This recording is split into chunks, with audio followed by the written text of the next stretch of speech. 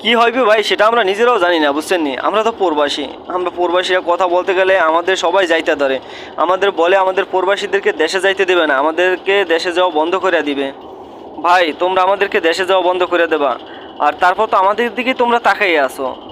দেখো না, উপকারের বাগে খায় এমন একটা কথা আছে না? আমরা তোমাদের উপকার করি, আমাদের দেশ বাঁচাই, আমাদের পরিবার বাঁচাই, সবাইকে ভালো রাখার জন্যে আমরা প্রবাসে আছি। এক একটা প্রবাসী বহুত দিন যাবৎ, লং টাইম যাবৎ এই প্রবাসে আছে, কোনোদিন পরিবারের মুখ দেখতে পারে নাই। এমন প্রবাসী আছে আমার পাশেই আছে, আজকে 14-15 বছর হয়ে যায়, এখন একবারও দেশে যায় নাই। সে এতটা বছর প্রবাসী থেকে আর কী করে? টাকাটা পাঠায় কি সে একাই খায়? সে একার জন্য রাখে? যখন ব্যাংকে টাকা পাঠায় তখন ব্যাংকের টাকাটার যে ট্যাক্সটা আপনারা কাইটে নেন, সেটা দিয়ে কি করেন? সেটাই তো আমাদের বাংলাদেশের রেমিটেন্স যোদ্ধাদের থেকে আপনারা কাইটে নেন। তারপর তাদের আপনারা অবহেলা করেন, যেমন মন চায় তেমন